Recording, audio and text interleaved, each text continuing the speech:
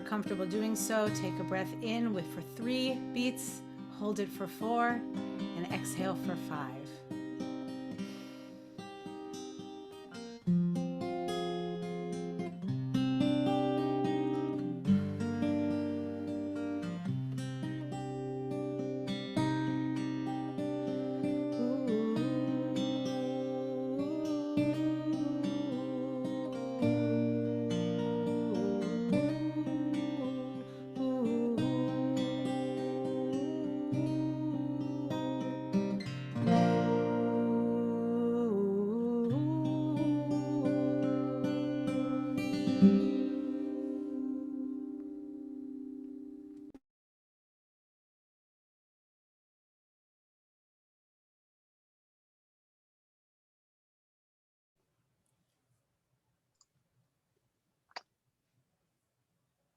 Good evening, everyone. So nice to see everyone here again. And as people continue to come in, we're just taking a moment to let everyone join, and we'll start in just a few moments. Reverend Danaher is going to get us going as soon as most people have arrived. I want to thank Cantor Will for being here and picking up on this incredibly rich program that we're doing on traditions of prayer. My job is to do a quick summary of Father Battle's incredible, rich presentation of prayer last week. You can still get a recording of it, and Chris Harris will put that in the chat at some point, just in case any of you didn't get a recording. You could take a look at that. But basically, to summarize, a very rich presentation.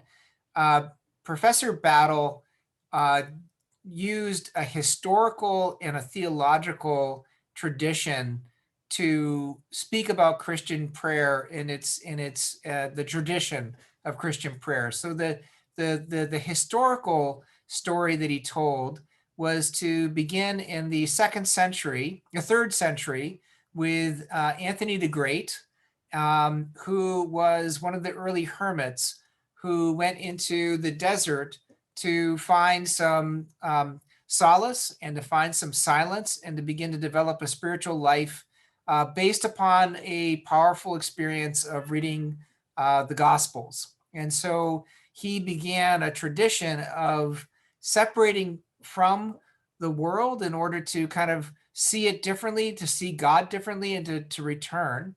And in one biographer, Clement of Alexandria, said that Anthony's movement turned the desert into a city.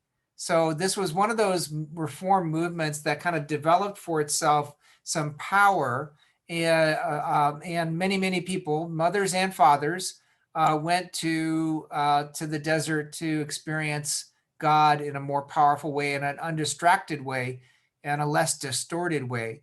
And of course, in the history of monasticism, that began as a reformed movement, and it was meant to somehow facilitate the larger reform of the world and the church. And that continued within the history of monasticism to something called Cenobite, which is from the Latin to congregate, to be in community together. Probably has some kind of rough corollary to the kibbutz.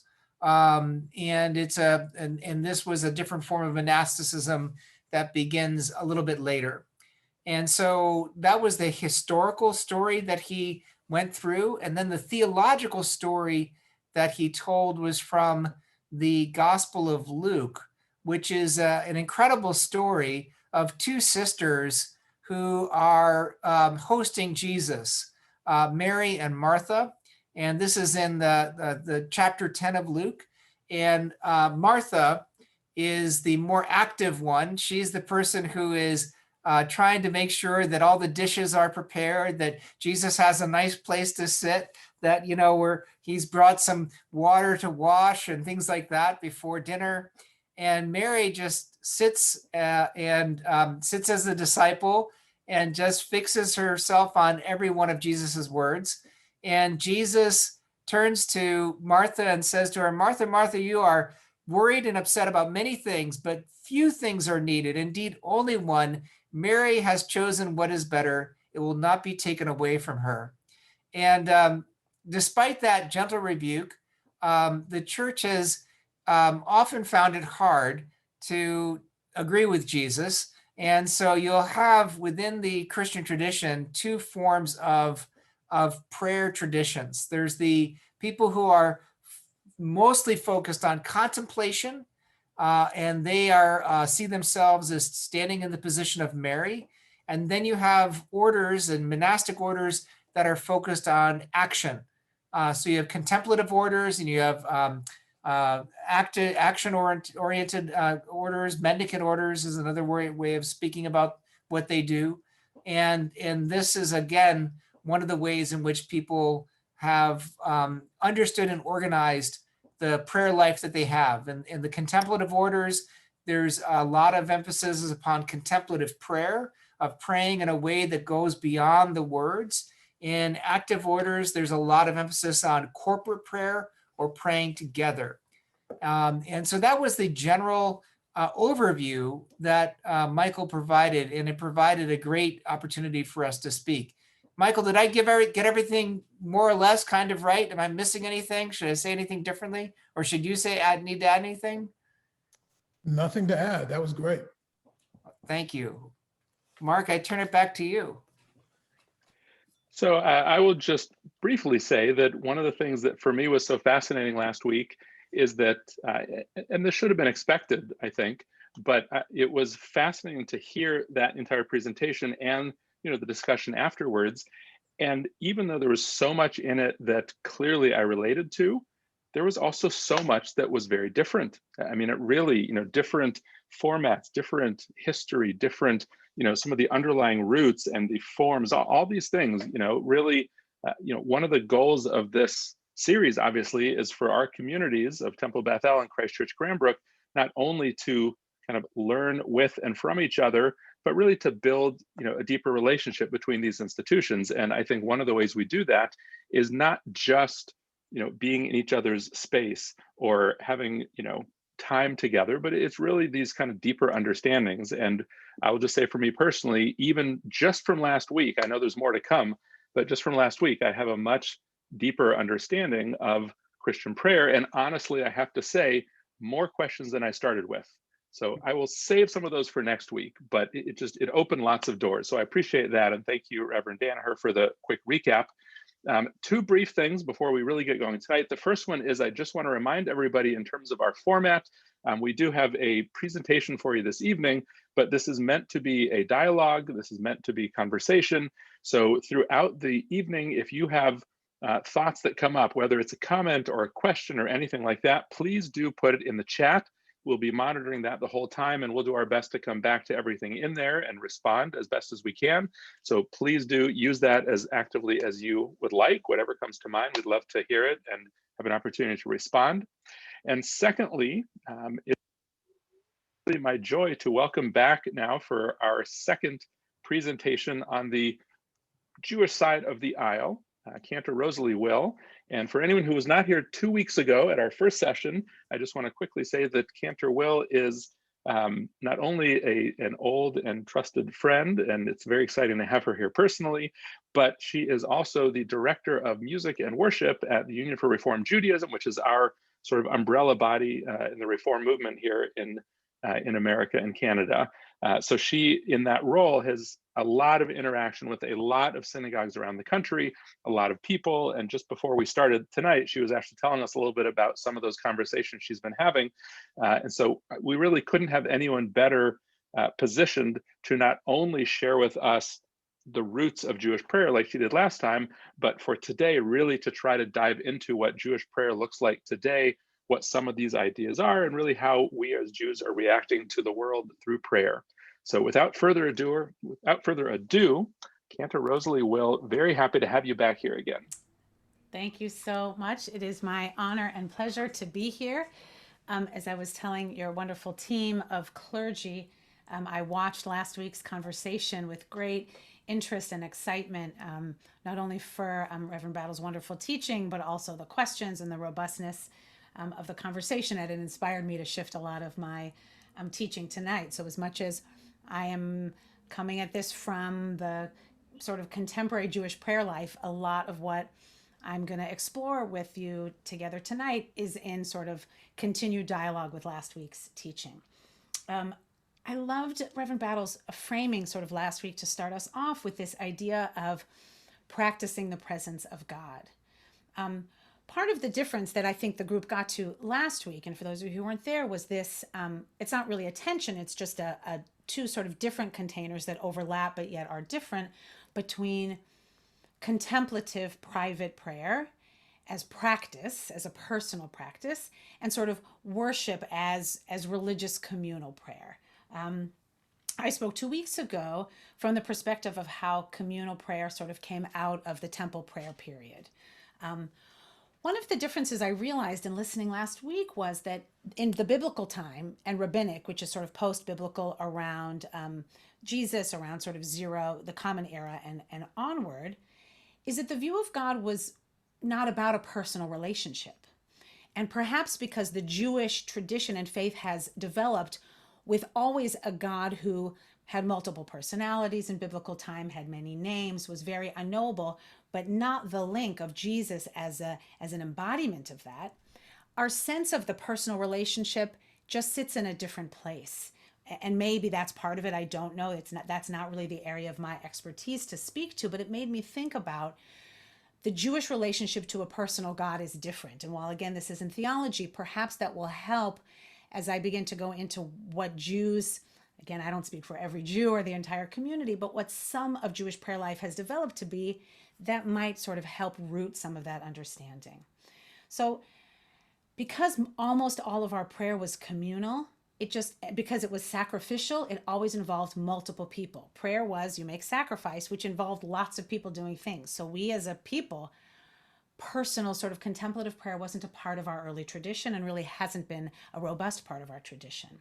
So part of me was thinking maybe our worship experience is more like practicing the presence of God in community, right? We do have meditative experiences, and one of the things to describe that is Musar. Musar is a Jewish spiritual practice that gives direction and guidance as to how to live a life, sort of based on ethics and a system of cultivating inner virtues. Midot and some of the examples are of humility and of rootedness and of peace, not as peace between people, but of a wholeness, of centeredness. And that is one of our sort of meditative practices that we imagine people might take on as a personal, either both contemplative or also a practice really over time. But what I'd like to sort of focus on tonight, though it will again continue to touch on the private prayer, is this idea of communal prayer. And again, maybe it'll explain some of the personal prayer pieces as I go. Petakovsky was a great contemporary teacher of liturgy, defines the challenge of prayer this way. Man has the audacity to assume that he can open his mouth and God will hear his prayer, that human heart and divine mind can be attuned to one another. And this is sort of, so one might say, well, then does that mean Petakovsky and the Jews are saying we shouldn't pray?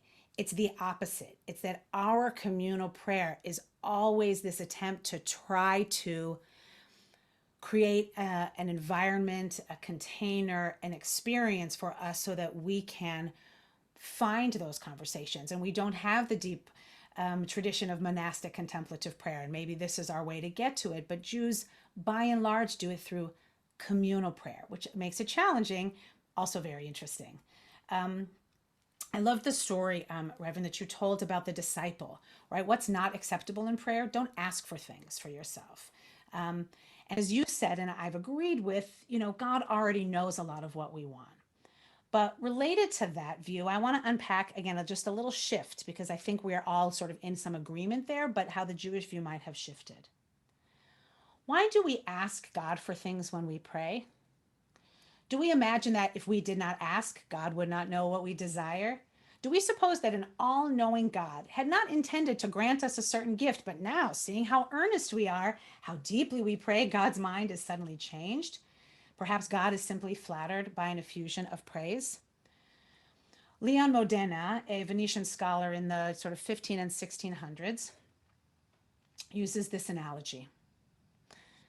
Imagine a man sitting in his boat on a lake, pulling himself by means of a rope back to shore. To someone standing far off, it might appear that he is moving the shore closer to himself. But of course, it is only the boat that moves. Similarly, Modena explains, people think they are moving God when they are moving themselves. We are the boats, and God is the shore.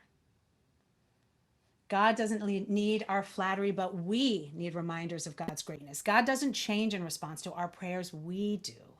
God remains unfathomable, but with each earnest prayer, we come to understand ourselves a little bit better every time we pray.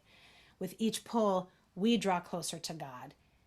And then, if our prayer draws us closer to God, then actually the prayer has been answered. That's one of the sort of Jewish views of prayer. I was thinking about the idea of a child sort of saying a blessing by the bedside, and there was a beautiful conversation about offering the prayer before bed and the Shema, and the sort of difference between having a liturgical root, though to some extent the Lord's Prayer is also, as I lay me down to sleep, is also liturgical in construct. Reminds me this relationship between sort of child and father, child and parent. There's a great Jewish story that says that to understand the relationship between God and people, and again, as it relates to prayer, is to imagine that you're a parent. Maybe many of us might be blessed to be parents or grandparents or caregivers or with our neighbors' children. And when a child is learning to walk or ride a bike, as they get closer to you, what do you usually do? Back up. And as they get closer, you back up again, as a way to build confidence and to create an opportunity for that child or that person on the bike to come towards you. So it's a similar idea that perhaps the relationship with God is, as we yearn to go close, God pulls away, not to be far, but to help us to continue to strive and to move and to grow and to build. There's another great story, perhaps many of you have heard, of a young disciple who's learning and wants to know, how will my prayers reach God?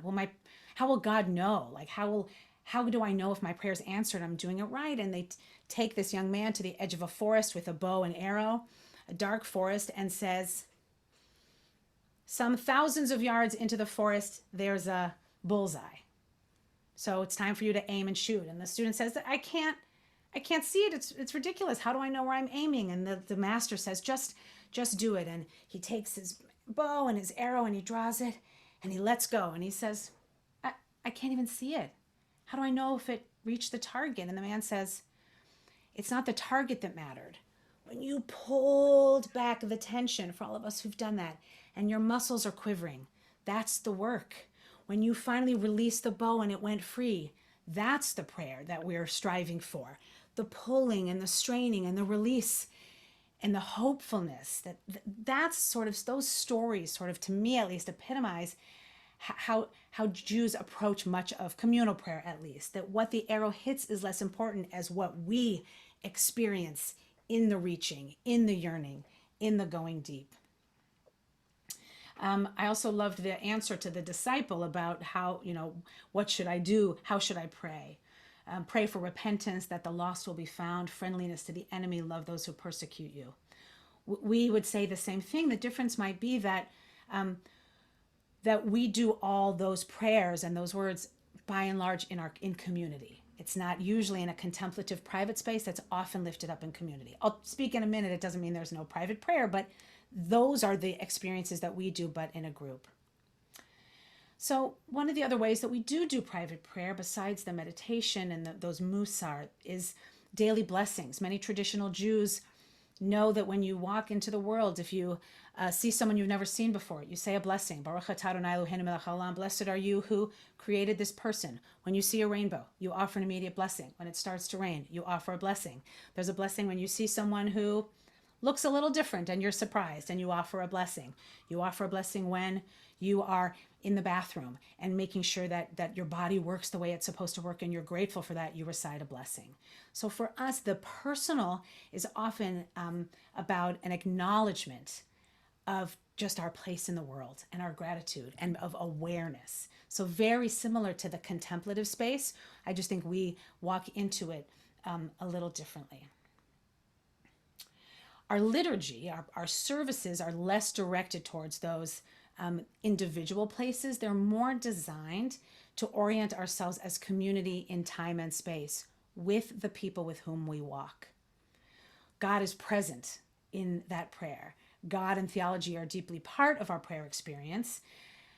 We invoke God's name. We yearn for a relationship with divinity for many. But the liturgy itself is less directed towards that. Instead, it's designed to rename our ideas, our doubts, to strengthen our sense of not being alone. I think it was, Michael, also you taught us the Christian view that even if you do all of these things, if you orient yourself in the right way, you become the prayer. I loved that, right? And that's, to me, this idea of the arrow into the words. You become the prayer. It's less relevant that you hit the target right on, but you embodied the yearning, the stretching, the work, the reflection, the freedom and the breath. In Jewish worship, our relationship with God, it's complicated, as is any theology, but I understand from 2 weeks ago there were some questions when I sort of hinted that part of our prayer wasn't really direct. It wasn't about God, it was more about community. And it's really both, so I'm going to both clarify and dig a little deeper. God is deeply present in our communal worship, but our individual theology is very much our own. But we sit with that theology and express our relationship with God through the liturgy and through our experience of the liturgy.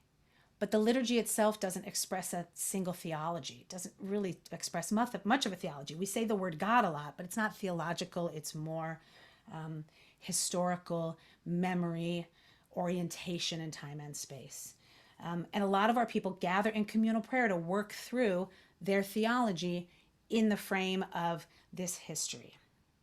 Theology is different than liturgy. I think I mentioned a few weeks ago, our teacher, Rabbi Miller's and mine, Rabbi Larry Hoffman, says the prayer book, which is just what holds the liturgy, is the diary of the people. It's not a theological treatise. We have theologians who teach us about different views of God and how God manifests in the world.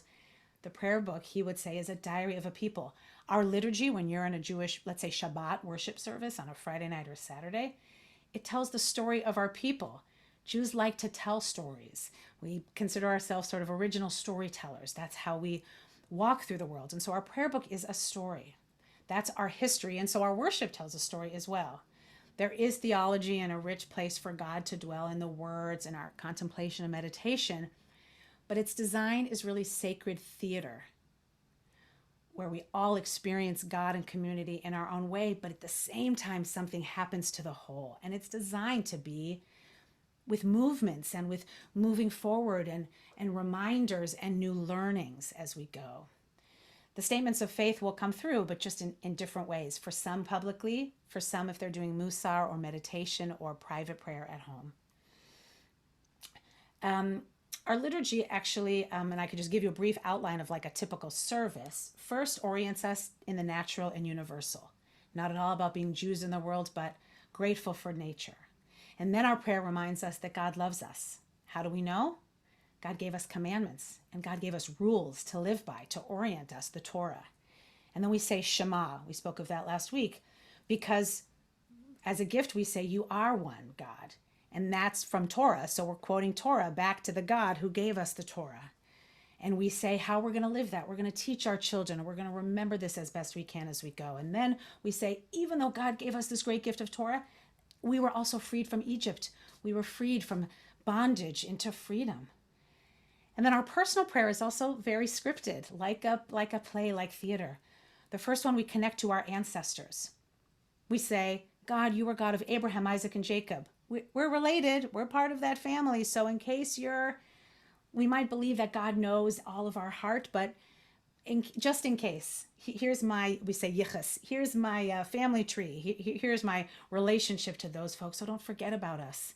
And then we say God does great things in the world, and then we have a chance to offer personal reflection. And finally, at the end of our story, we say, at the end of our service, we say, well, it's up to us.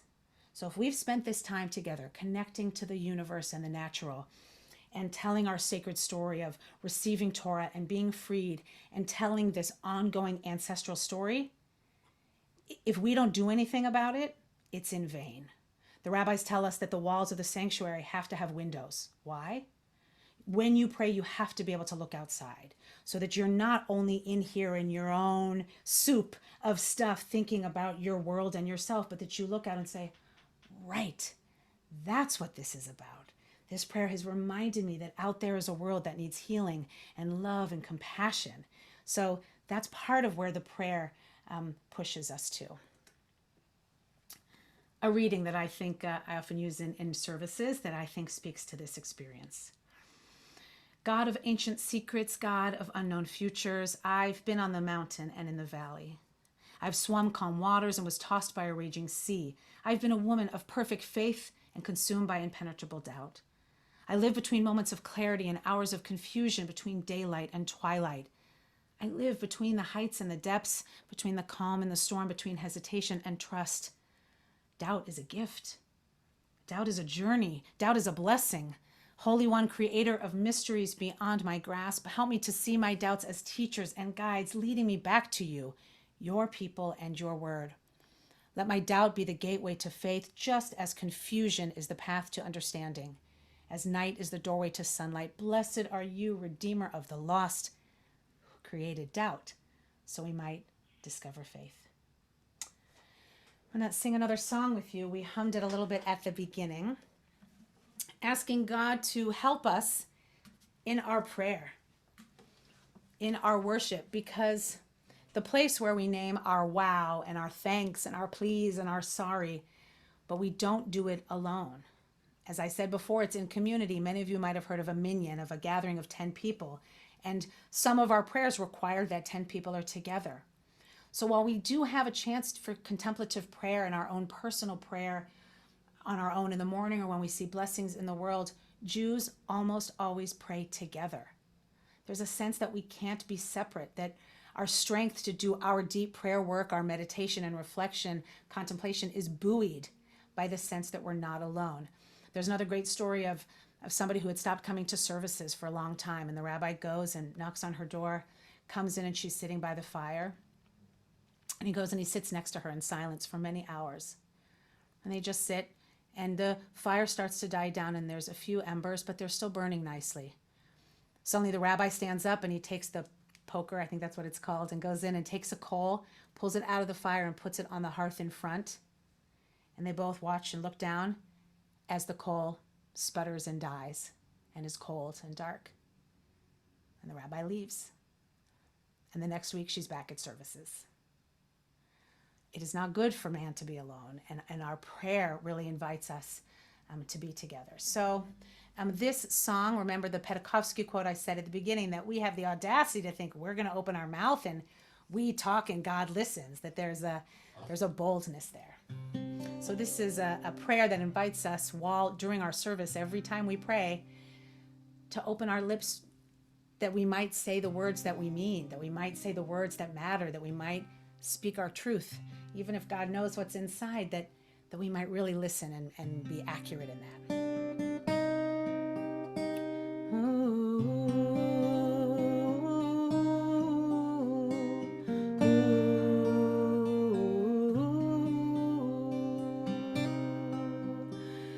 Adonai sifatai tiftach ufi yagid tehilatecha. Adonai sifatai tiftach ufi yagid tehilatecha. Oh God, open up my lips as I begin to pray. God, open up my lips as I begin to pray. Adonai sifatai tiftach ufi yagid tehilatecha. Adonai sifatai tiftach ufi yagid tehilatecha.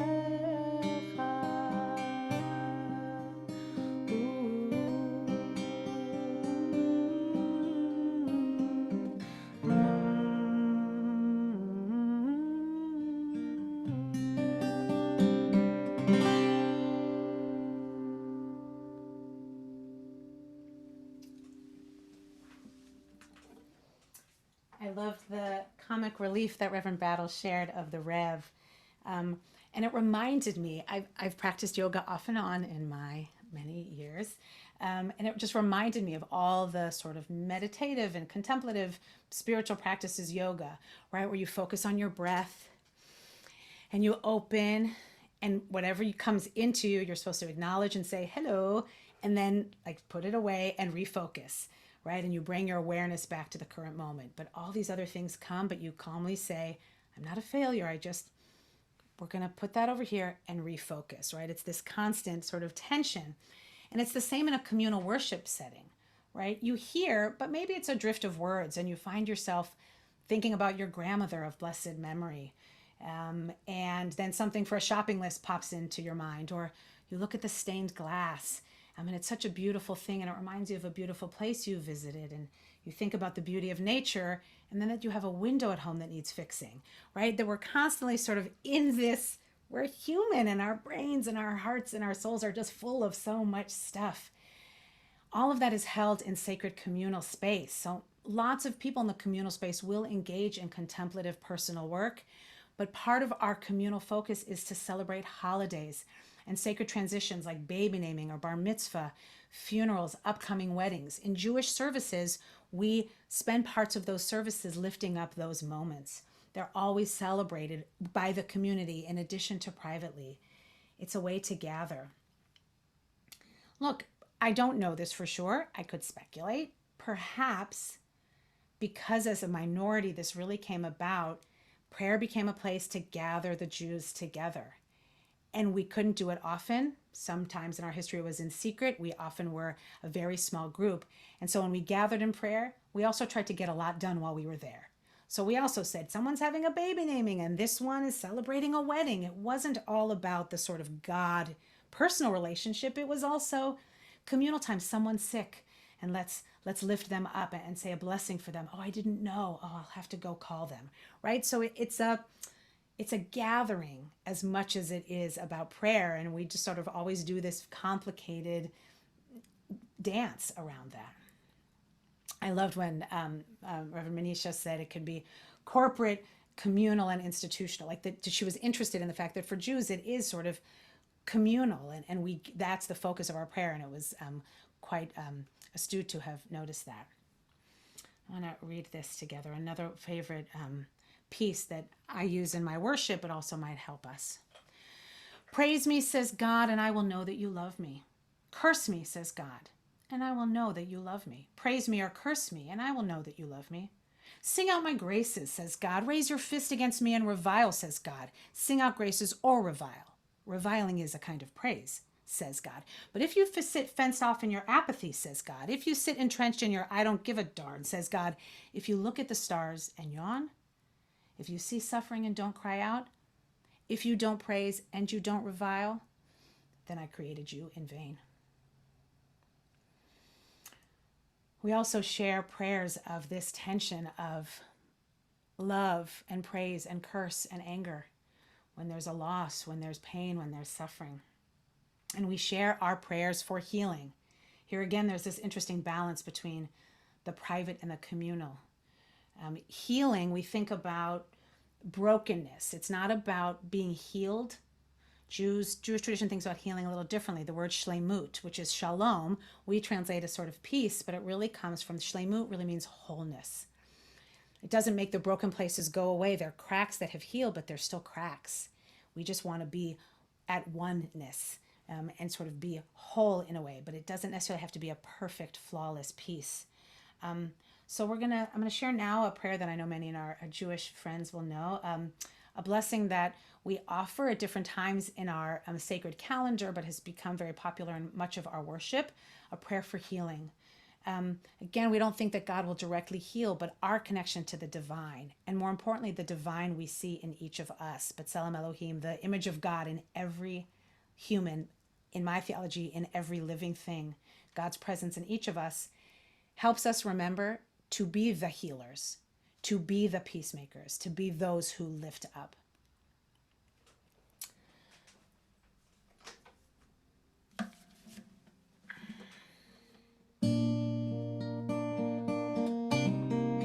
And if it's helpful to you in this moment to think in your heart to hold up someone who is in need of blessing, of healing, of body or of spirit, who are brokenhearted. We also give strength to the caregivers, to the people who are sitting by bedsides day after day, who are caring for loved ones far away. They deserve our blessings for healing and strength as well.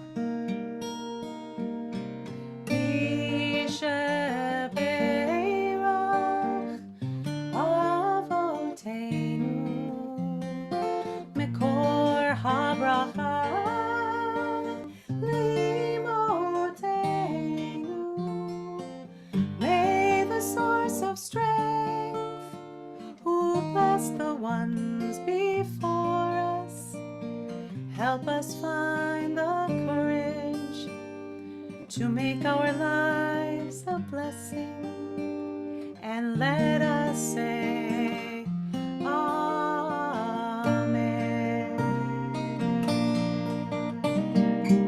Misheberach imotenu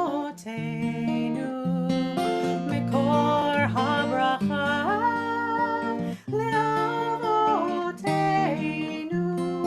Bless those in need of healing with refuah shalema, complete healing, the renewal of body, the renewal of spirit, and let us say Amen.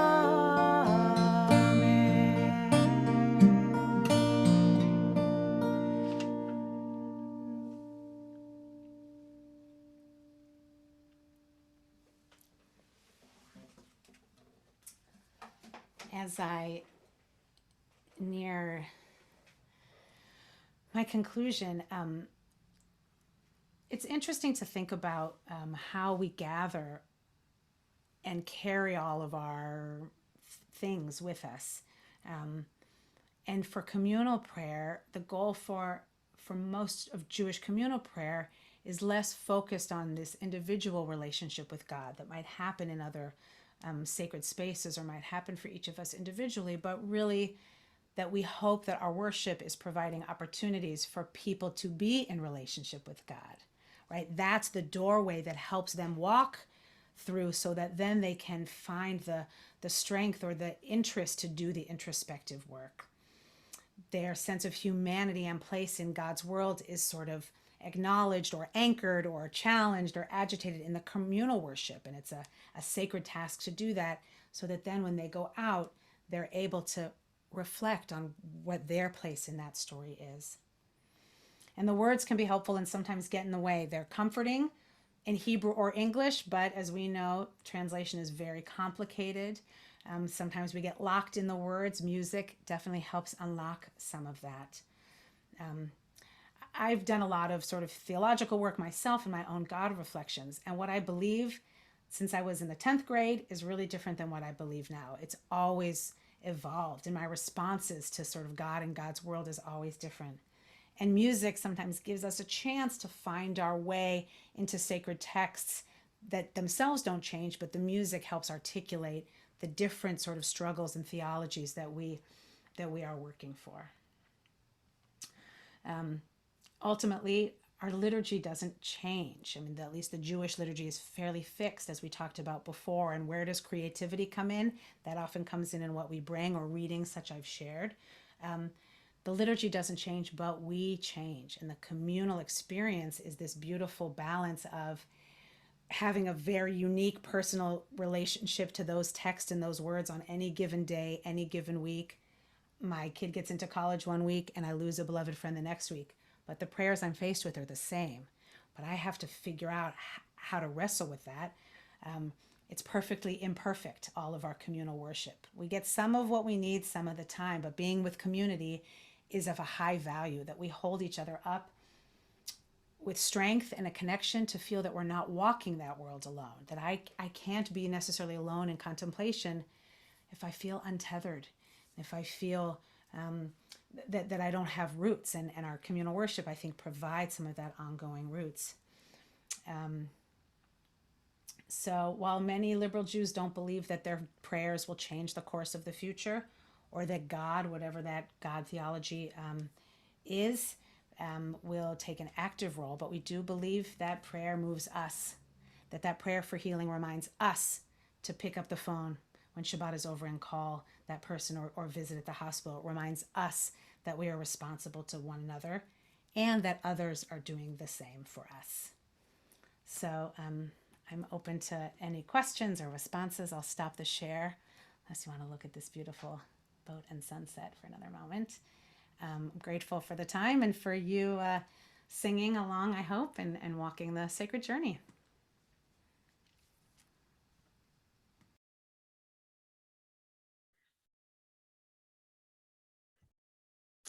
Thank you, Cantor Will. I think I'm up to respond initially.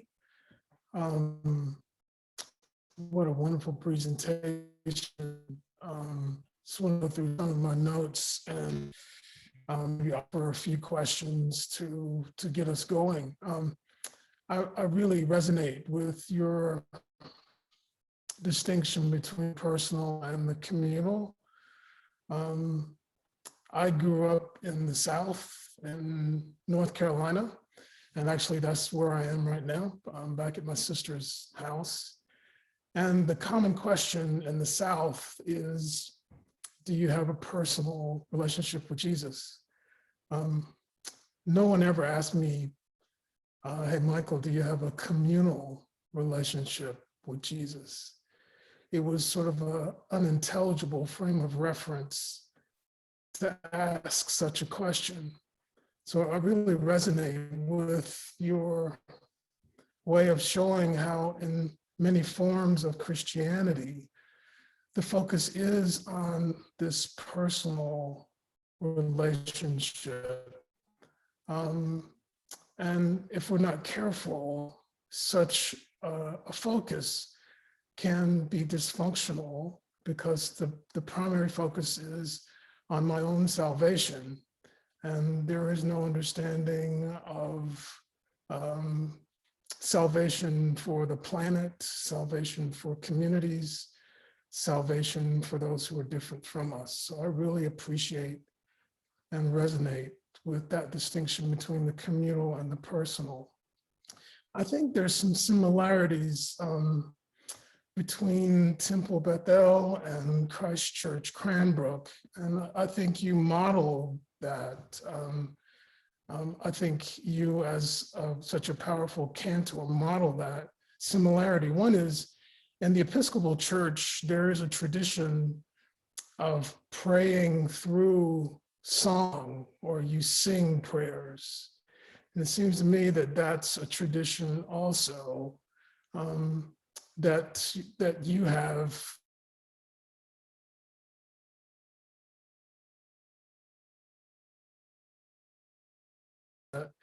Prayers are also through songs, and the reason why cantors are so significant in worship is that very fact. I think also, if you look at the relationships that are understood as prayer, what really stood out that I heard from Cantor Will is the prowess of Jewish stories or storytelling. And I think this is one thing that Christians have learned a great deal from Jews, and that is the honesty in the stories, the honesty in the prayers. You can actually get angry at God. You read the Psalms to have more of an authentic understanding of how to pray, just like praying through song. So I think that's a significant thing that the Christian community can learn from the Jewish community in terms of the authenticity of the sacred story in the sacred theater. And I also loved that powerful story about we are the boats and God is the shore. And I saw Father Bill put in the chat that he really resonated with that as well. One question that I just want to leave with us that's hopefully just grist for the mill. And that is, I am mostly a theologian, so I do a lot of the sort of theology stuff. But at one point in my life, I was a rector of a resource-sized congregation, just like Christ Church Cranbrook. It was in Pasadena, California.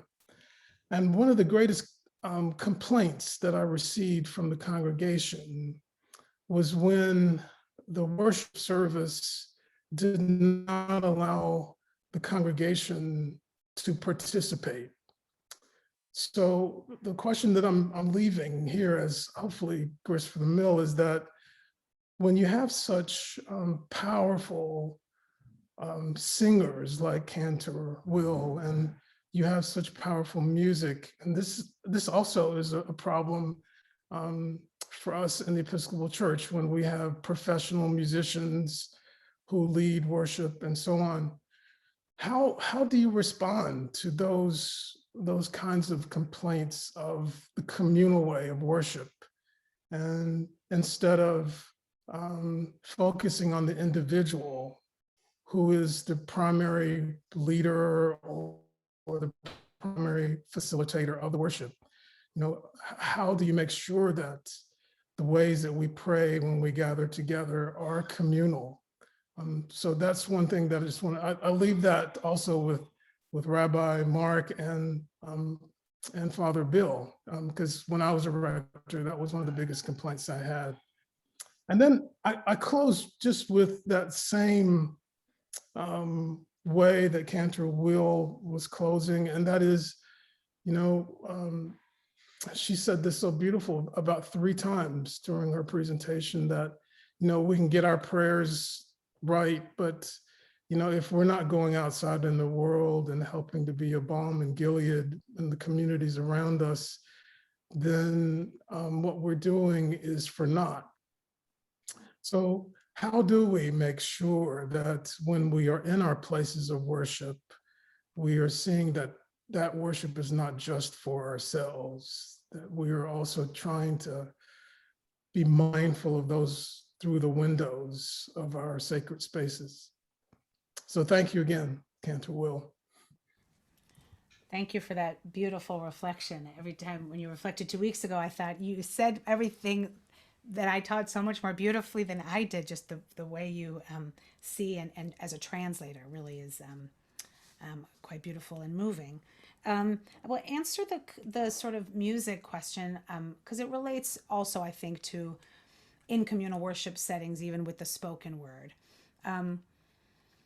Is in my experience, at least, a lot of the balance between the need for communities to participate. I think some of it actually goes back to some of what I talked about, which is individuals wanting to have sort of agency in their experience. And when sometimes it's only presented, it feels for the participant or the worshiper that, but do I get to own? Like, how do I own that? If we can do that when we listen, to be sure, but there's something about giving voice to things, or if we're moving or we're bowing or we're on our knees or we're receiving or something, there it's active, and prayer has to be, I believe, equally active, and a lot of times it also, I think, for many worship leaders and many faith traditions, who are whose lives are full.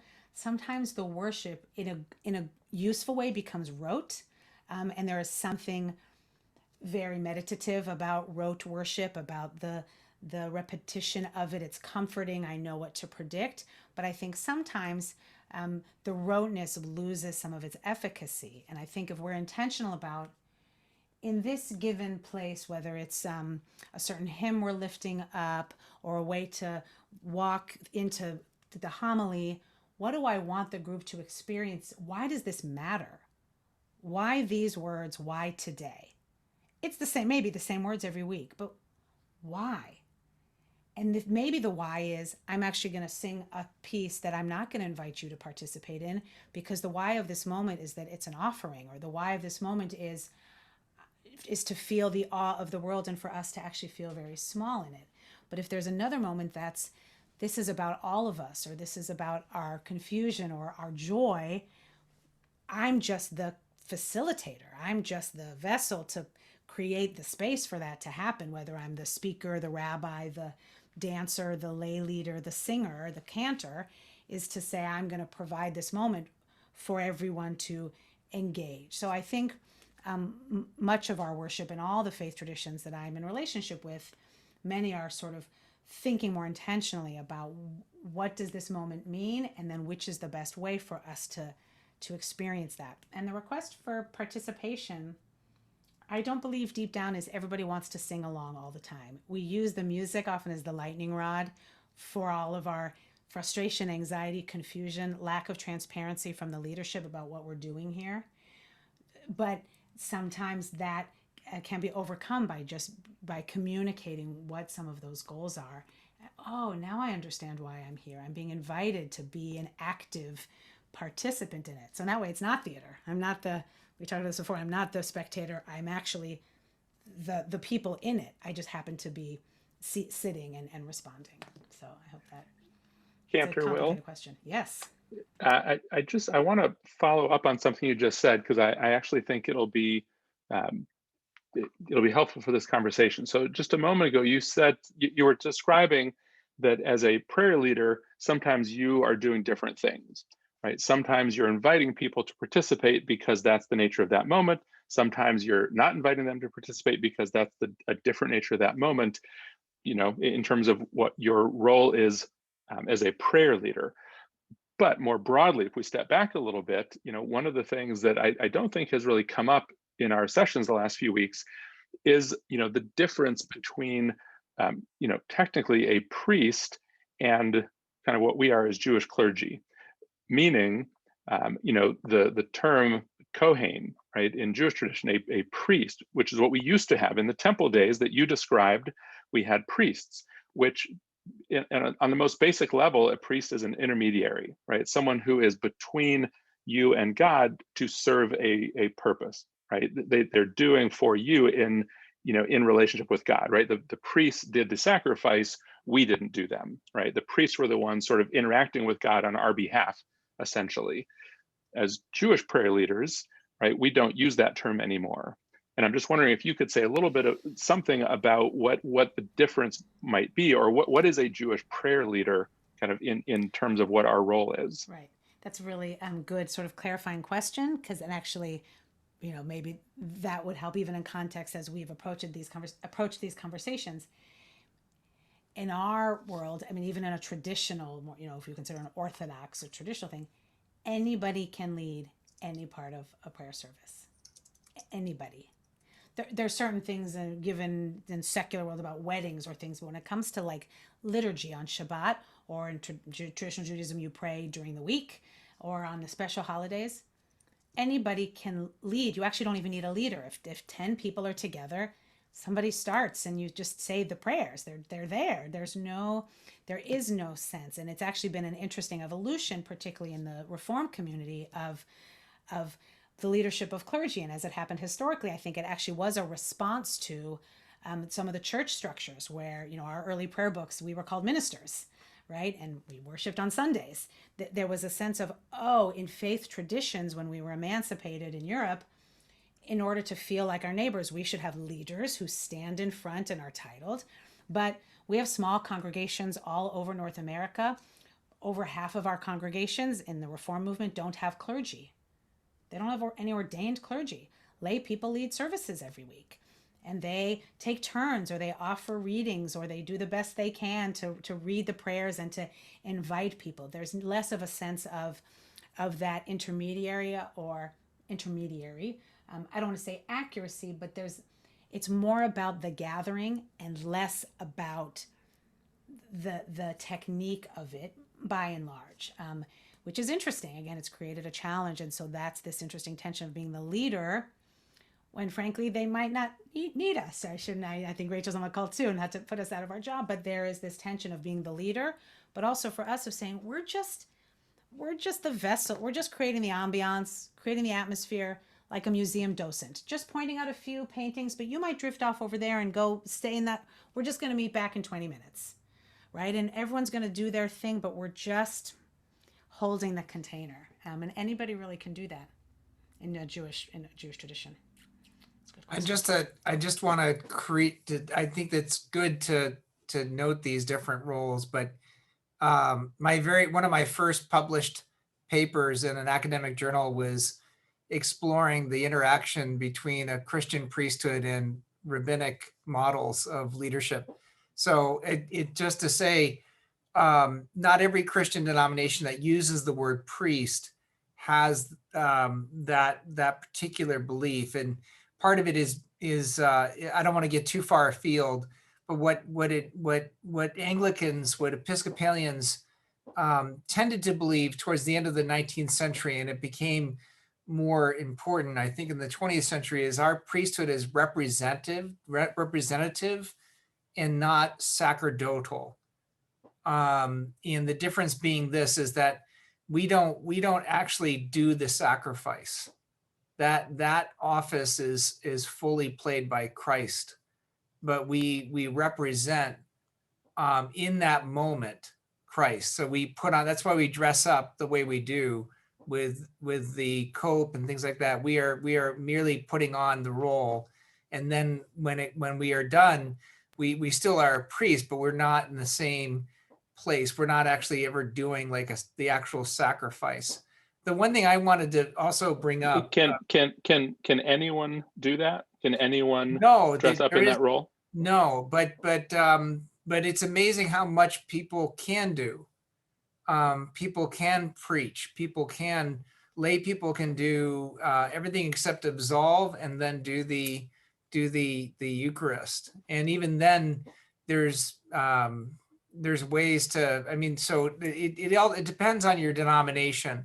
I do think compared to, I think I would argue, and I could be obviously wrong because it's not my religion, but when a rabbi represents the tradition and the promises in the tradition and the interpretation of the tradition, and that's where the authority of a rabbi is, right? That's why you have ordination in a seminary for rabbis rather than a diocese or a community.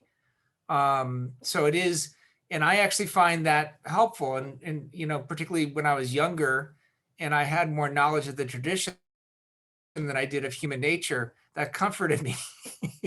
But now that I am a little bit older, I feel like the tradition has become more mysterious to me because I know too much of how there is, it ain't necessarily so, as a famous Christian song had it. It ain't necessarily so, the things that you're liable to read in the Bible. So I've seen more mystery, but I think there is ways that we can learn from one another. The one thing I did want to bring up that I thought was really key is some of the correctives that Christian theologians have tried to do to heal some of the tensions that you're noting, Rosalie, and that Michael was noting as well. Because when you can overemphasize the personal relationship with Jesus, obviously Jesus could be seen as agreeing to many, many things that the community would not, and that a wider group of Christians would. And in fact, Dietrich Bonhoeffer, who was one of the earliest theologians to think about how to heal the rift between Christianity and Judaism, in part because he was one of the few theologians in Germany that saw with crystal clarity where Germany was going. In 1938, he wrote a beautiful book, Life Together, in which he talked about Christian community. And in that, he makes a statement that I think is really important, which is that Christians, he believed it was a heresy for Christians to think that they had only a purely spiritual relationship with Jesus, because the true relationship of a Christian with Jesus had to be corporate and had to be corporeal, had to involve the body and had to involve the congregation.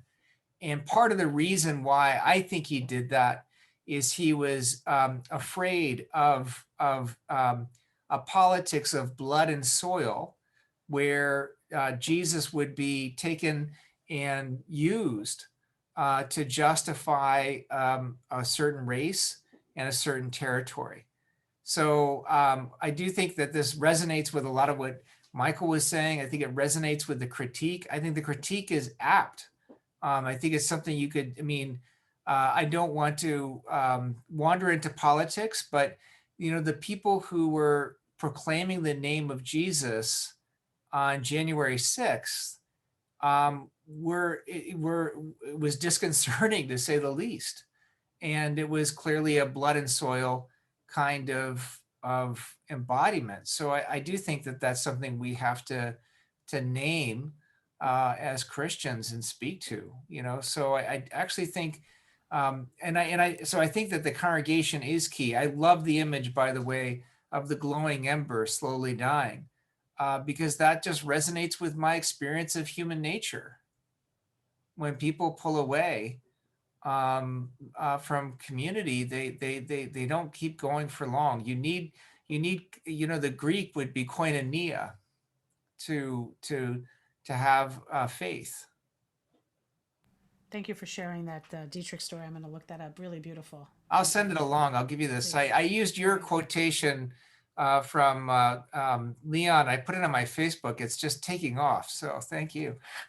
Good. Well, I just put it in the chat also for everybody, though a bunch got cut off. I will add to it for anybody here who wants to use it. All right, half of it disappeared. I'll add the rest. So I just want to jump in here. I know, Rosalie, you may or may not be able to stay for the last portion of our session tonight, but I want to have the opportunity to thank you once again for being here.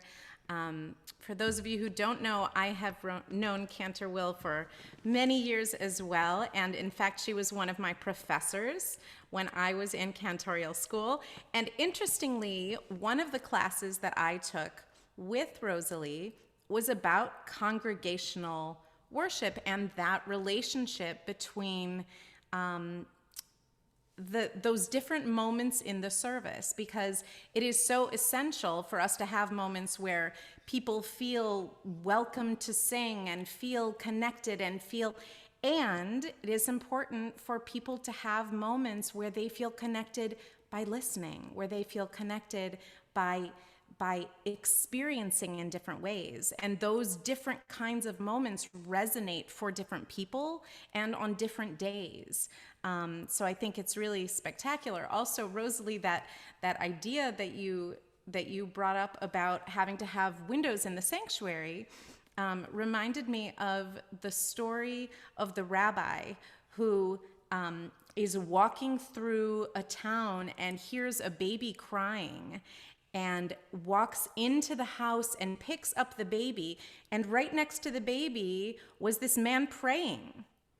And the man says, Rabbi, you're holding my baby. I'm so embarrassed. I was praying. I didn't even know that was happening. And the rabbi's response is, if you cannot hear a baby cry while you are praying, you're doing it wrong. That's not what it's supposed to be. So we need those windows. We need to be able to see what's next to us and what else is important in order to create that relationship with God. And the other thing that occurred to me was, when you talked about the idea of God and the boat and the water, and this also struck me with something that Pastor Manisha had said in the chat, and also that someone else had asked about whether we as Jews are looking for a more personal relationship with God, like the prophets had. And I think there's a story of two waves, and they are heading to shore, and the wave in front sees that they're getting to the shore and it's panicking because they're about to. They see that the other waves, as they hit the shore, they go away, they disappear. And so this wave is panicking because they're about to hit the shore and they're going to be no longer. And the wave behind says, the wave behind is taller and can see more and says, you don't have to worry. You're not a wave, you're water. And that is one of the ways that we experience our relationship with God and being a part of the divine, really, is that if we if we remember that we are water and that God is that water, then we don't need that differentiation.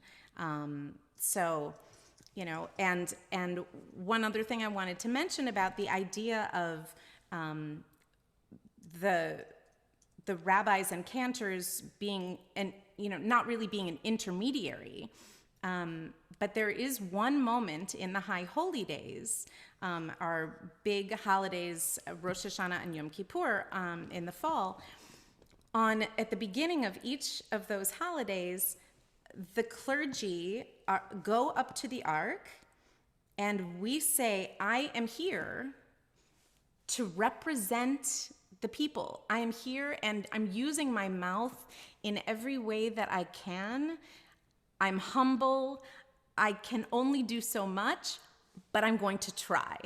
I'm going to try to help bridge the gap between where the people are and how they are trying to find you, God. And so sometimes, even though we are not intermediaries and everyone can have their own personal relationship with God and with the divine, we do help one to find the other. And that can be our role as Jewish clergy, is helping people to find God and helping God to find people in all of those ways, whether it is picking up the phone after hearing the healing prayer, but that there are all sorts of ways that we function in that way. So, Cantor Will, your presentation was beautiful again, and I think so exciting to help us to create these conversations among us, and so thank you so very much. My pleasure to be with all of you. Grateful for the time and look forward to listening to the conversation a little bit more. But thank you again. So there are a number of other sort of questions and comments that have come up in the chat and sort of in this discussion. And I think we want to try to address some of those. One of them that for me was very interesting was, and I apologize, I don't recall who wrote this, but somebody said, the high point of a Christian service is communion. In the Jewish service, what is the high point? So first, no disrespect to whoever wrote that, but any of our pastor friends, I just want to make sure, is that an accurate statement? I would say so. Close Great. enough for government work. Yeah. So for Christians, the communion. So the question was, what's the high point of a Jewish service? I have no doubt that Cantor Will, Cantor Rachel, and I would give different answers to this question. So allow me to give one, and then if either of them would like to jump in, they're welcome to. One of the things that I love about the Jewish worship service, and you heard Cantor Will talking about this a little bit earlier, there's a story to the service. There is a series of prayers that actually move us through a process that we are intended to go through. Personal prayer is part of it. It's a specific part of it, but there's really a conversation and a story that's taking place through the course of a Jewish service. That's why these prayers are specifically written. They're in the order that they're in. They're said the way we say them, and then moving through that story puts us in a place to then go from there. But they tell a story. Specifically, the central section of a Jewish prayer service is called the standing prayer. There's a series of prayers that on weekdays is 19 prayers. It's on Shabbat it condenses down to 7 prayers, but there's the central section that is sort of most of the primary prayers of the service, like the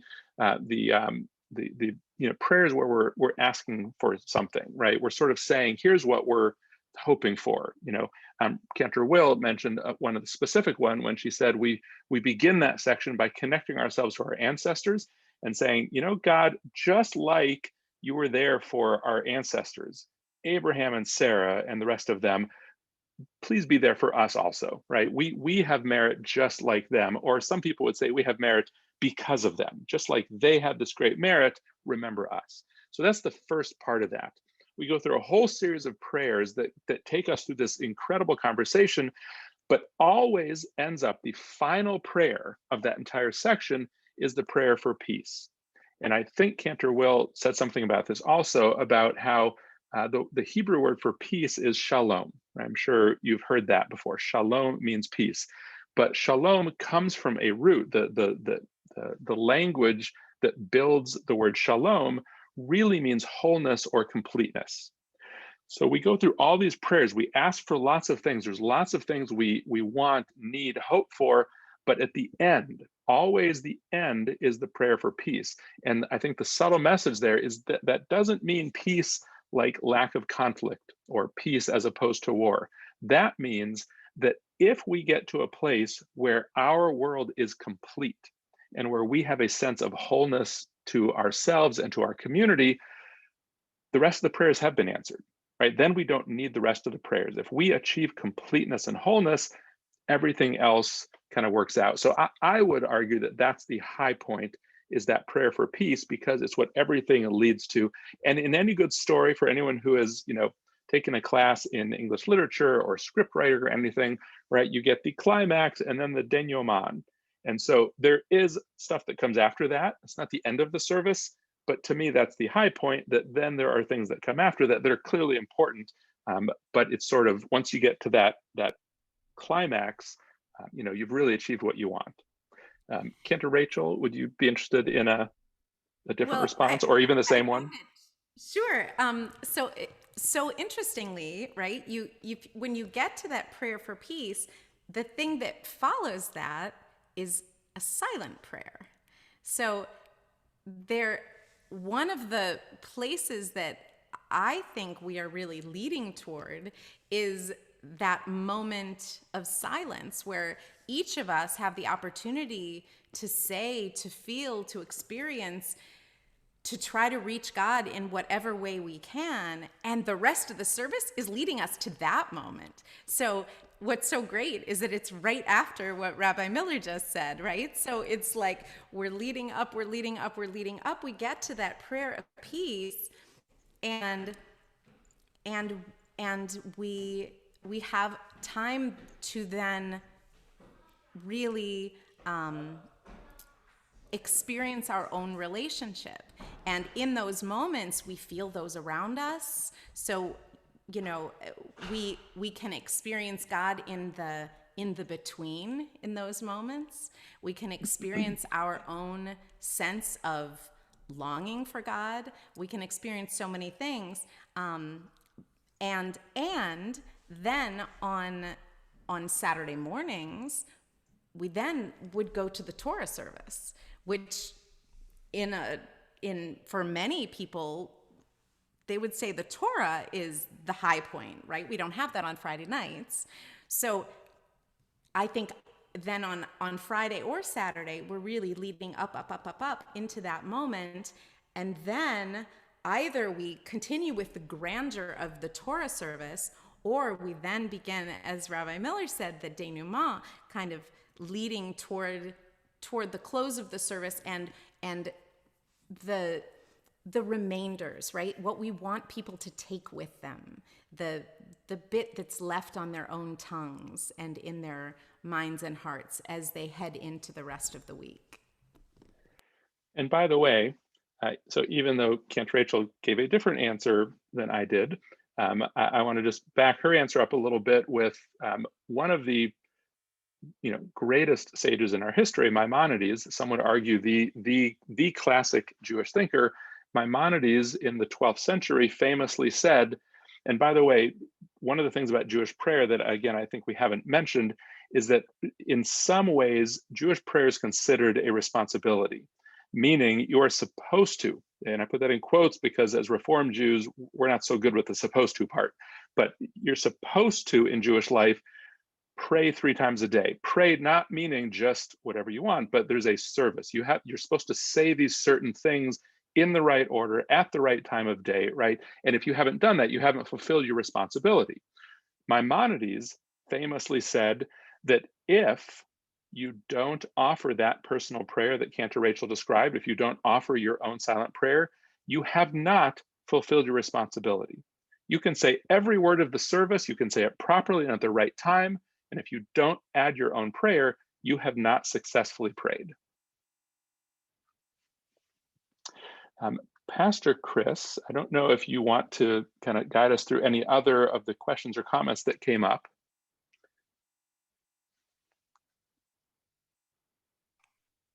Sure. Yeah, there was a lot of far-ranging questions. One of them was kind of a housekeeping question for those who are not familiar with this. Someone asked, why do you not spell out God? Why the dash in between G and D? I was curious if that would come. I'll just briefly say, and some of the things I used had people had chosen differently, and I wasn't careful about being consistent. In traditional Judaism, and biblically, actually, the God's name is ineffable, is actually unknowable. God, and it's a sort of mystical theology as well, but as soon as we put a name to God, God doesn't exist in God's selfness. Again, remember, for us, without the embodiment of Jesus, it really is just God. And so because God has no name, some believe that once we name God, which is just a way to be in vocabulary and have relationship, we've slightly minimized that. And traditional Jews would say if you write out the name of God and then, let's say, throw away that piece of paper, you're desecrating something so sacred. We just write, G-O-D. That in no way encompasses God. And so some choose a dash, which just sort of makes an awareness that we can't even really name it, but we have to find a word. Or I often use G exclamation point D, just to remind myself of the sort of wowness. It's, again, a sort of mystical theology, but some Jews like to explore the idea that God has a name that no one has heard, that no one actually knows. And by the way, I'm glad that Cantor said that. So I was going to say something about that because, like she said, there is a tradition. I sometimes explain it with respect as a mistake. The Jewish tradition says you cannot, you're not supposed to write the name of God because it might get, erased or thrown away or something, right? There's a problem with that. So you're not supposed to write that. However, G-O-D is not God's name, right? God's name is a Hebrew word with 4 letters, Yod, He, Vav, He. That's God's name. We don't know how to pronounce it, like Cantor said, but God's name is actually in Hebrew letters according to the Jewish tradition. So God, the word God, is not a problem. And actually, some of us, I often say to people, there's no need for that dash because there's no problem with writing the word God. Again, people disagree, but the thing I wanted to bring up, which was fascinating, and I've never seen this, I don't know why, but Cantor on one of her slides of a prayer, like she just mentioned, she translated it G exclamation point D, which I was just fascinated by because, the G dash D is a certain kind of a statement, but what a different statement to put an exclamation point in there. And I think you just said something about a reminder of the, not just the divinity, but the glory sort of God, right? I mean, I guess that's kind of the intent. Wow. And the wow. And did you say that was a mystical practice that you had learned? No, it's a combination of mystical practice and a lot of people who particularly are doing a lot of work with children about how we try to understand God in the world is not as sort of all God is. As soon as we put verbs, God does. If we don't believe that God is a person or a thing to do, as soon as we say God is doing something, we've changed the nature of God, as opposed to it's impossible to have a conversation. It just says God without a follow-up word. And so the exclamation is just a way of saying God is all, is all. It's just hard to have language around it. So it is. But it's such a change. I mean, that little subtle thing completely changes the nature of that translation. And I just love it. I'm gonna have to spend some time kind of thinking about that and I guess meditating on it. But I love about it. Please. But that was fascinating. I love it though, because it serves for me as I hear those descriptions as a way of, it's almost like an intentional reminder to don't be so quick to put God into whatever box you're about to put him in by writing out the name or whatever you're about to say. Just be mindful that God is going to be way bigger than any description or attributes you're about to ascribe. So I love that. Another question was brought up, and this kind of goes to something that was talked about in our first session together. how do Jews navigate the use of Hebrew in the prayers as well as English? I presume not everybody is fluent in Hebrew. I think that was the idea of the question. In the Christian tradition, of course, we had a lot of Latin traditionally was used in the worship service. Over the years, Reform took that out of the liturgy by and large, so that it could all be understood. Can you help us understand that? So, one of the things that I think is interesting about Hebrew is that the comment is correct. I think it's fair to say that most Jews in the world, most of our members at our temple, most Jews don't understand, certainly not at a like speaker level, the Hebrew. A lot of times people will have an understanding of what a prayer means, right? We know that the Shema, right, is this statement of our central theology, even if we maybe don't know what each word means or how it's conjugated. We know the Misha Barak, that prayer that Cantor Will sang for us, we know that's a prayer for healing, and we have some English verses we sing that sort of give us the idea of it, even if we don't know the specific words. And at the same time, my personal experience is that there are lots of Jews, including members of our temple, who tell me that they don't know the Hebrew, right? They can't translate it directly. They can't speak Hebrew if they go to Israel or whatever it might be, but hearing the prayers in Hebrew is still meaningful, right? There's something to it that's different than saying the same words in English. I think there's a connection to tradition. I think there's a sense that other people, both around the world currently and throughout history, have said these words. And so there's meaning to it, even when we maybe aren't Hebrew speakers.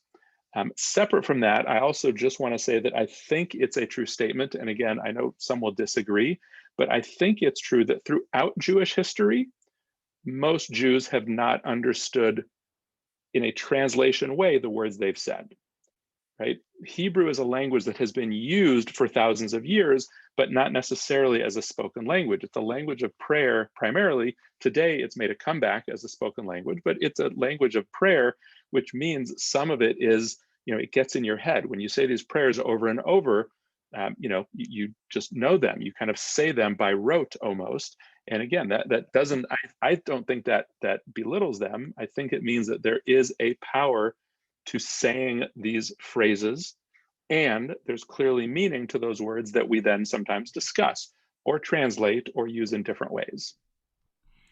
I would also add that one of the things that came up earlier about so many of our prayers being shared through music, I think makes a big difference as far as language.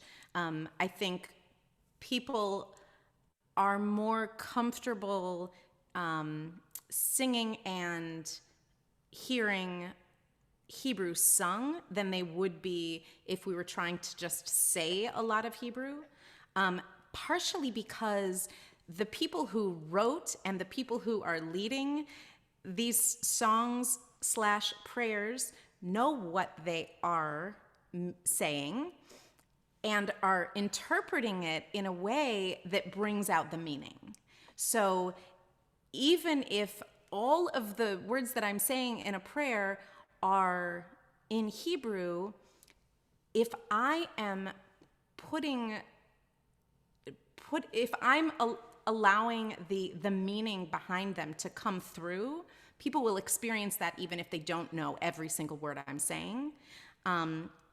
Also, I think because Hebrew has a lot of depth to it, Cantor Will discussed the word shalom and that it means wholeness.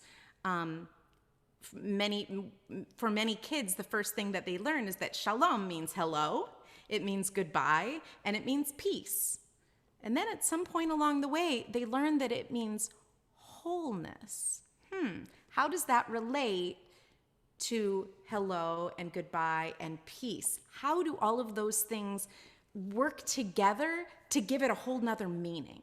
If ruach means spirit, but it also can mean breath. It also can mean wind. All of these things, when you have knowledge of any piece of that, which we as rabbis and cantors can share with the congregation, even as part of a service, we can pull out a specific idea. Then when we sing in Hebrew, they're going to experience more. They're going to feel the depth of that. And the last thing I will say about that is, I think that one of the things that we in the Reformed tradition have found very meaningful is many of our newer composed prayers have Hebrew and English. So it is a way of maintaining all of those connections to the Hebrew and still being able to translate it. Some are a more literal translation and some are taking us to a new place. But in either case, it gives the prayer new meaning for people when they're able to then experience it in Hebrew and English. But I think if we did all of our praying in English, we would lose a lot. It's funny. I also quickly. We began just to say this. I'll let Mark. Sorry, but we began this presentation of the Jewish tradition of prayer with the Nigun. Is that right? Which is, of course, a prayer that is without words, and it's so interesting. We're ending up talking about the importance of Hebrew, which I think is actually, I find that really helpful, because what we're trying to do in this course is to kind of get into the depths of the tradition. And so it just seems that there seems to be a weird symmetry here. I just wanted to note that. Mark, I turn it back to you. No, it's great. It's a fascinating comment. And also, I think a good reminder, I think this would be a fair representation of what Cantor presented last time and this time, which is that, yes, these words matter. And yes, these words have depth and history and meaning, but the words are only a vehicle, right? They're a vehicle for spirituality, just like the Nigun is. So underneath those words is something that is ultimately more important than the words, which is this connection that we make. Just briefly, I want to respond to a quick question that showed up in the chat. Just, lots of Hebrew tonight, I guess, or at least questions about it. But the question was, is the Hebrew of our services and songs the same Hebrew that was heard in the temple and in which the prophets wrote? Which is a great question. So there's two answers. You'll find that anything in Judaism, there's two answers. So the first answer is yes, same Hebrew, same language. And in fact, part of what's fascinating about the spoken language Hebrew today is that it really is a resurrected language, right? Hebrew was sort of dead as a spoken language for a long time. It was always a prayer language, but it was sort of lost as a spoken language, and it was brought back over the last 100-ish years. And part of the way that was done was by utilizing ancient Hebrew. There's new words, there's new ways of using it, but it is the same language. At the same time, when you ask if it's the same Hebrew that, for example, the prophets were written in, I think the equivalent would be the English that we speak versus reading Shakespeare. Right? The language of the prophets is complex. It's still Hebrew, but it's not easy Hebrew. It's very high level. So it's sort of like that, right? Shakespeare, you're not just going to sit down and read Shakespeare easily the same way you'd read a newspaper, but they're the same language. So I think that's a brief, understanding of Hebrew kind of through time, if you will. So I know that we've kind of gotten to and a little bit past 8:30. I think that on behalf of all of us, I want to say that this was another really wonderful evening. This conversation always, we move in a direction and then there's all these other directions that come out, and I'm just loving this. Cantor Rachel already said it, but I also want to add my thanks to Cantor Rosalie Will again for being here with us. A wonderful leader on her own right, a wonderful scholar, a wonderful Jewish spiritual guide. And I think our community here is very lucky to have had a couple sessions with her and really given us a lot to understand and to relate to together. And in the same vein, I'm looking forward to next week, where we'll be back for our 4th session. And next week, our broad topic is contemporary Christian prayer, where once again, we'll have the opportunity to learn from Reverend Battle. And again, just like each time, have a chance for more conversation and discussion. But I hope you will all join us again next week, same time, same link, same general program. And in the meantime, I hope everyone stays safe. I hope everyone enjoys a bit of this really beautiful spring weather we're having. Please get outside a little bit, stay safe, and we look forward to seeing you soon.